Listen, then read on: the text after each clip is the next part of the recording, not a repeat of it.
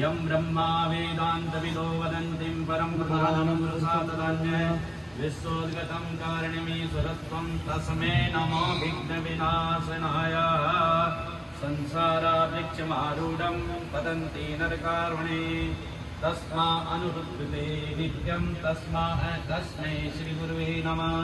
अज्ञानं तिमिरन्धस्य ज्ञानाञ्जनशलाकया परं ब्रह्म दीपज्योति जनार्दन दीपो हरतु मे पापं पूजा दीप नमस्तुते नरसा वर्तमानो रथेन देवो जाति भुवनानि पश्यन्ना ॐ मित्राय नमः ॐ रवे नमः ॐ सूर्याय नमः ॐ भानवे नमः ॐ खगाय नमः ॐ पुष्णे नमः ॐ हिरण्यगर्भाय नमः ॐ मरीचे नमः ॐ आदित्याय नमः ॐ सावित्रे नमः ॐ अर्काय नमः ॐ देवानो जाता सदा मृतभेदे आसन्न प्रायो रक्षेतारो देवे देवानां भद्रा सोमतिरेजो यतां देवानां भुमरातिरभिनो निर्वततां देवानां सख्यमोपसे देवावयं देवानायो प्रतिरन्तो देवसे तान् पूर्वया निवेदाहो नमः। माता पित्रे चरणकमलेभ्यो नमः। ॐ इष्टदेवताभ्यो नमः। ॐ कुलदेवताभ्यो नमः। ॐ ग्रामदेवताभ्यो नमः। ॐ स्थानदेवताभ्यो नमः। ॐ वास्तुदेवताभ्यो नमः। अब्दारितयश्चैव दिशवः सन्ध्यास्तथा रात्रयः सर्वे स्थावरं जङ्गमं प्रतिदिनं फूल ले आप लोग हैं मंगलम।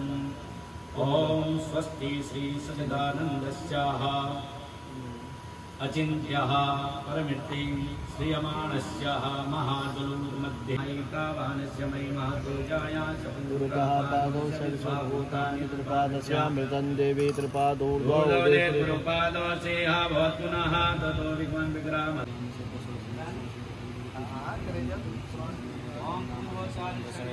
सोमसेन्द्रस्मै मरुतसनेन्द्रस्मै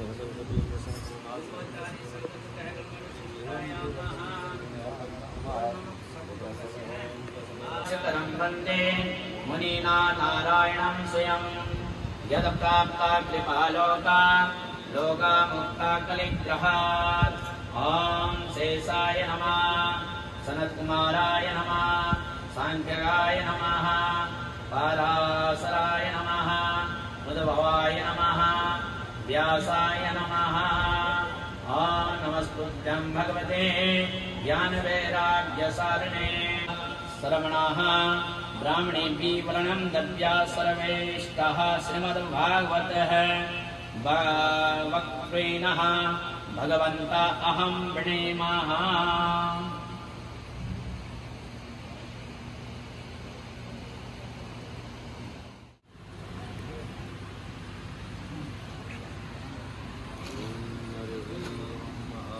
तो भर लो, पहले भर लो इसे। उधर से भी आ सकता है, जैसे गिरेगा उधर बारी धारा बना के। ओम नमो भगवते वासुदेवाय।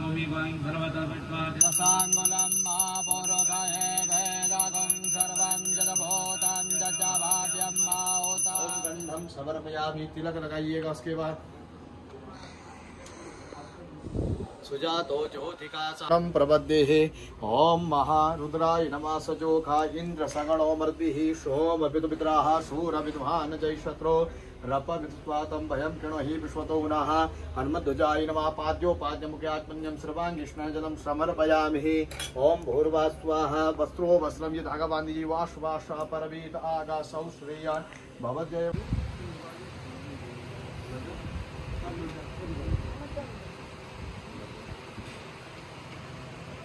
पूजा आरती भेजा ली थोड़ा पूजा के वैसे बैठ काम में कृष्ण नारायण नारायण नारायण कृष्ण नारायण नारायण नारायण कृष्ण नारायण श्रीमन नारायण नारायण नारायण श्रीमन नारायण नारायण नारायण लक्ष्मी नारायण नारायण नारायण नारायण बद्री नारायण नारायण नारायण शशाङ्कचक्रं सकीटकुण्डलं सपीतवस्त्रं शिरसि लुहीक्षणं सहारवक्षस्थलकोत्सुभश्रियं नमामि विष्णु शिरसश्चतुर्भुजम्।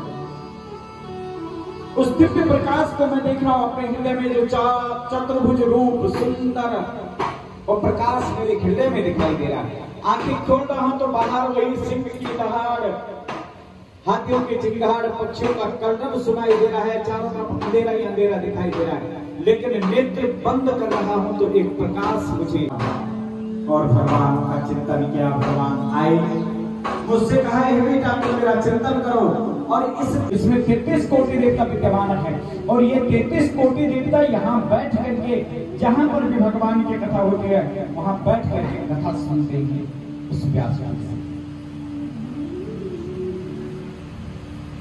शंकर भगवान आए, अगस्त्य ऋषि कथा सुना रहे। अगस्त्य ऋषि ने देखा शंकर भगवान आए, शंकर भगवान का चिंतन किया, परब्रह्म परमात्मा भगवान शिव का वंदन किया।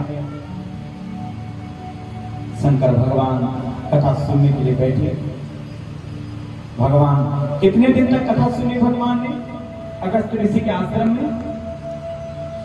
लोगों ने कथा सुनी, बहुत बात हो रही है। कितने दिन तक कथा सुनी शंकर भगवान? 9 दिन तक। इसलिए आपने देखा होगा तुलसीदास जी ने भी लिखा, बीच बीच में लिखा हुआ नवाह पारायण। 9 दिन तक कथा सुनी। कहाँ कथा सुनी शंकर भगवान ने? अगस्त्य ऋषि के आश्रम। अगस्त्य ऋषि किसकी कथा सुना रहे? भगवान राम की कथा सुना रहे। भगवान राम की कथा सुना। शंकर भगवान ने कथा सुन करके 9वें दिन जब कथा विराम हुई तो शंकर भगवान ने कहा, दीन हो आशीष बोल, करहु इष्ट दर्शन माहि। आप ऐसा आशीष प्रदान करें इस व्यासपीठ से कि मैं अपने इष्ट के दर्शन कर सकूं, अपने इष्ट के दर्शन कर सकूं। भगवान इष्ट के दर्शन कर सकूं। शंकर भगवान जब कथा पूर्ण हुई तो चल पड़े। अब सती ने नहीं सुने। सती ने कहा आप आ गए, मैं तो सोच रही थी कहीं घूमना फिरना होता बजा है ना, यहाँ बैठ गए 9 दिन पर हिल भी नहीं रहे, अब जा भी नहीं सकते, छोड़ देते, चल पड़े भगवान। चलते चलते भगवान कहाँ जब वापस आ रहे हैं कैलाश की तरफ, तो कहाँ गए भगवान? दंडकारण्य बन। और वो दंडकारण्य बन क्या है? आकाश समाकाश भासम भजेरा, निराकार ओंकार मूलम तुरीयम, गिराज्ञान कोटितमीशं गिरीशं, करालं महाकाल कालं कृपालं, गुणाधार संसार पारं नतोऽहं, क्षारात्रिशङ्कं सकरं गम्भीरं, मनोभूत कोटि प्रभास्मि शरीरं, स्मृणोल कल्लोल विचारु गंगा, रसद्वार भारेन्द्र कट्टे भुजंगा, चलकुण्डलं भ्रूसुनेत्रं विशालं, प्रसन्नाननं नीलकण्ठं दयालं, मृगाधीशचरमं वरमुण्डमालां, प्रियं शङ्करं सर्वनाथं भजामि, प्रचण्डं प्रकृष्टं परगर्भं परेशम्, अखण्डं अजं सूल निर्मूलनं शूलपाणि भजेऽहं भवानी पतिर्भाव्यं कलातीत कल्याण राधे गोपाल कृष्ण गाये राधे गोपाल कृष्ण गाये राधे गोपाल कृष्ण गाये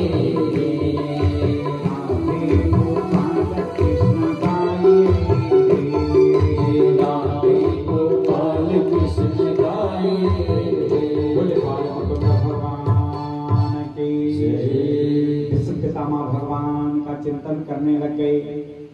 भगवान का चिंतन करते हुए सोच रहे हैं भगवान आए, और जैसे मन में सोचा और पांचों पांडवों द्रौपदी सहित भगवान भीष्म पितामह के पास पहुंचे।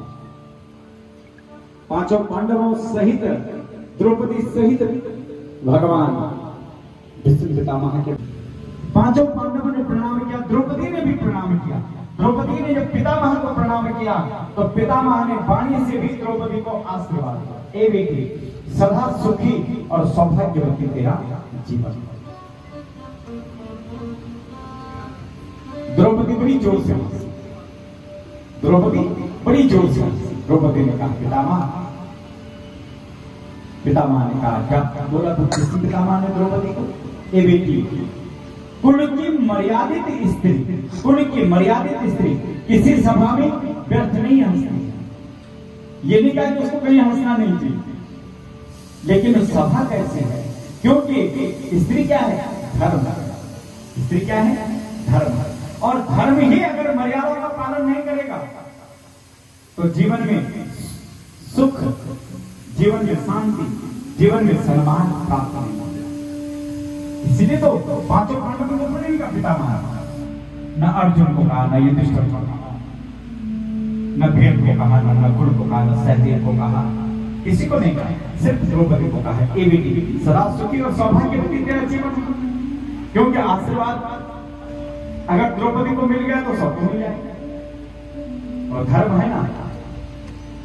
द्रौपदी बड़ी जोर से पितामह ने कहा, बेटी कुल की मर्यादित स्त्री किसी सभा में व्यर्थ नहीं हंसती, तुम क्यों हंसते?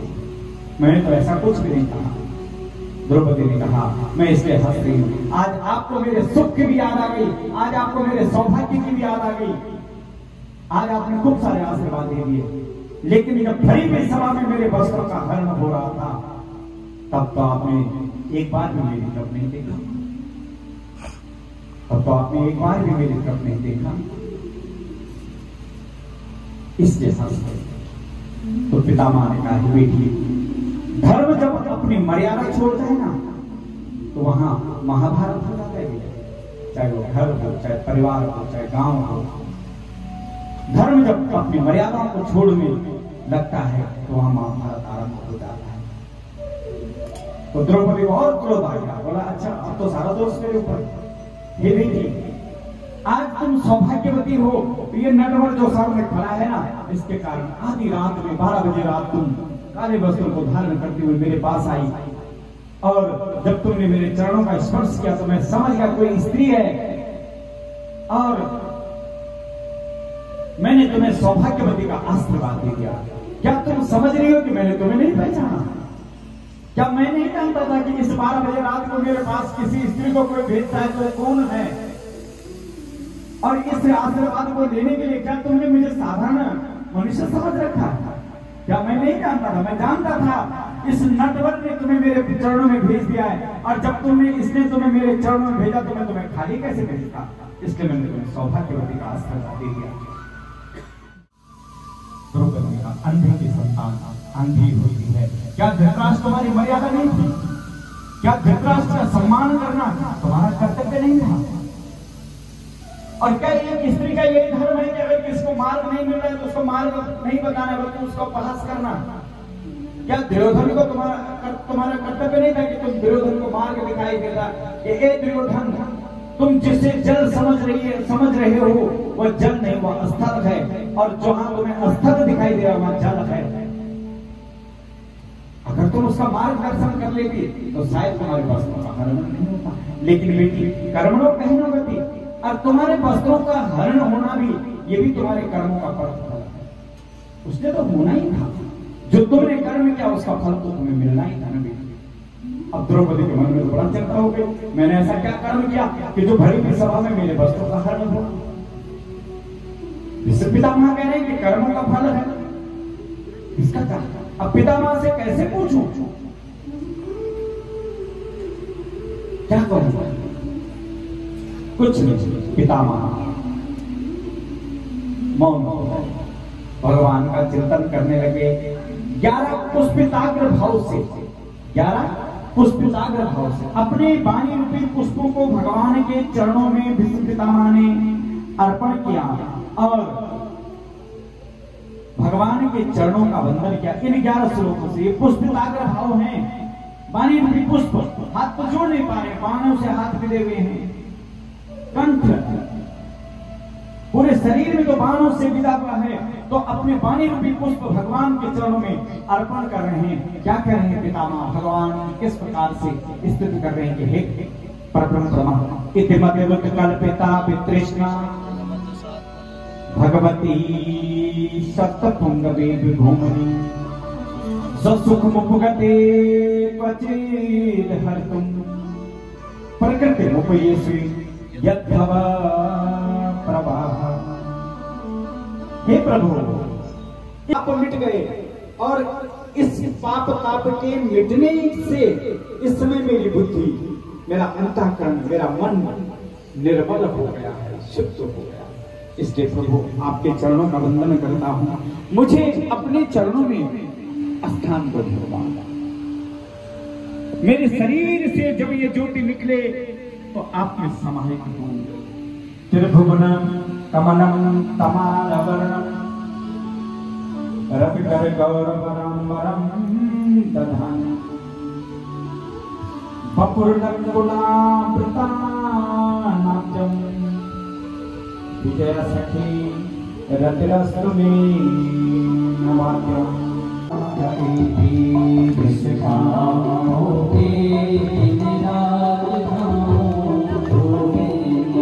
राजसी अहंकार के कारण उस स्थान पर प्रवेश करते हैं।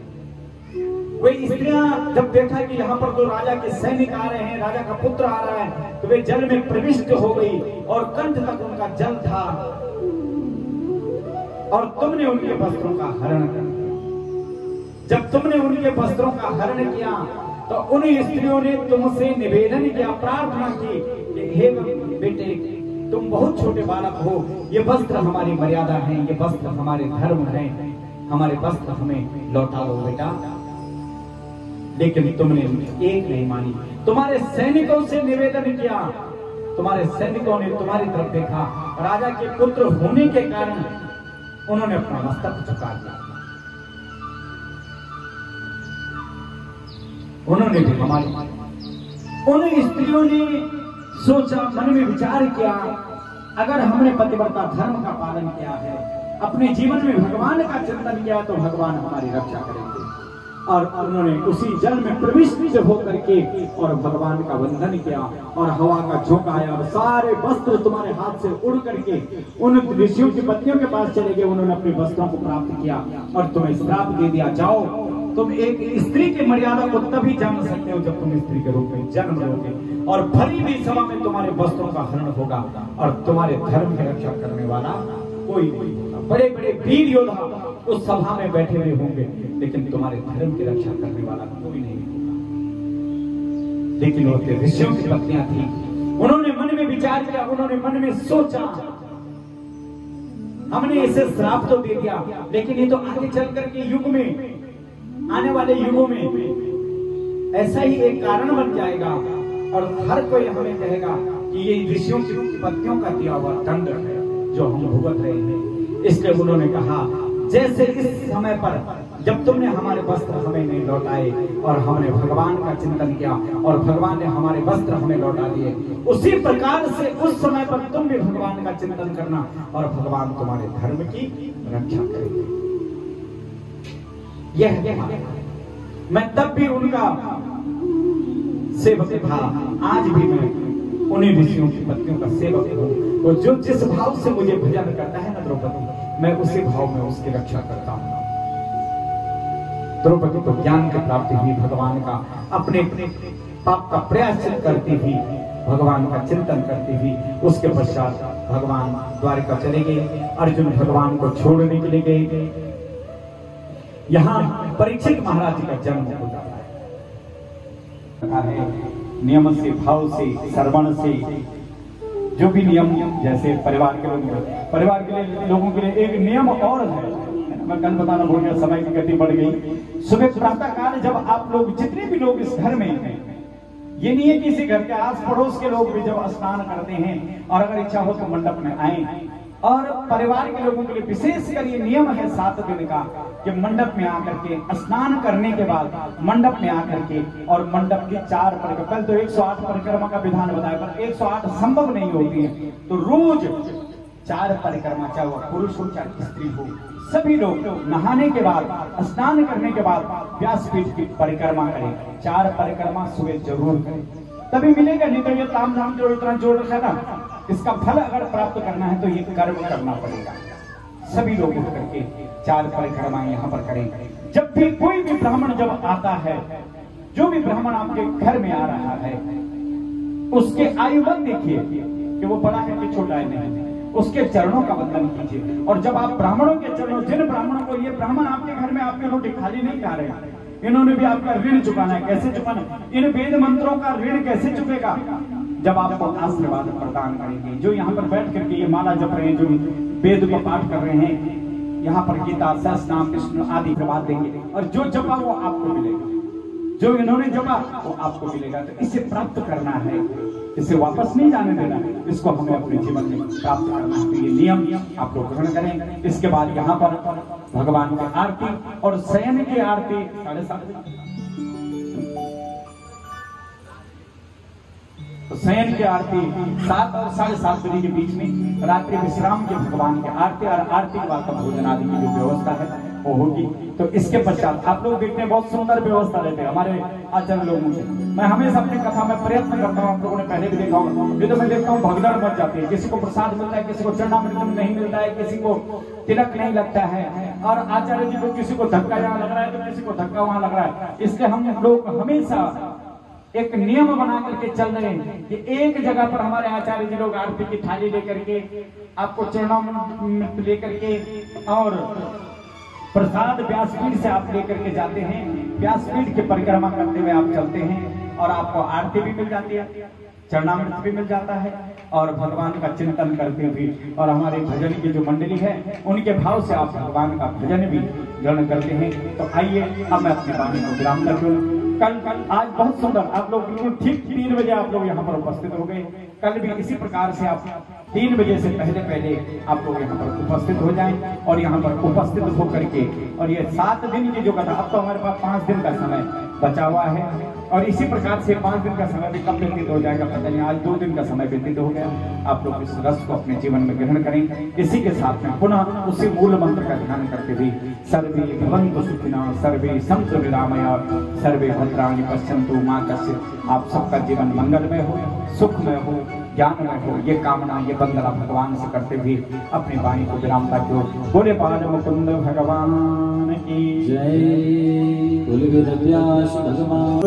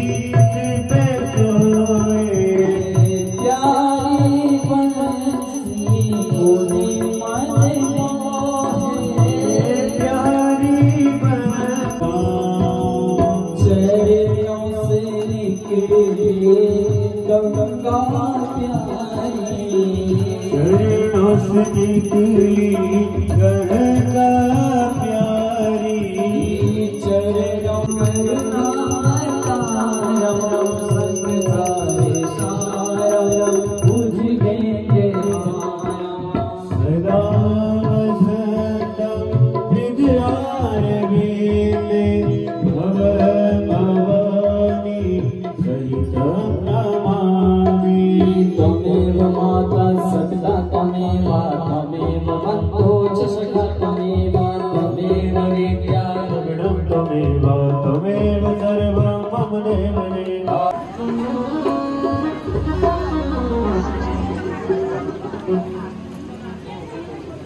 ओ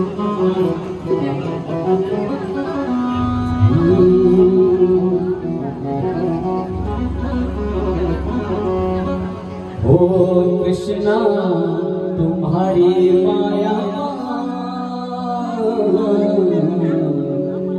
भूली क्यों नहीं दो बात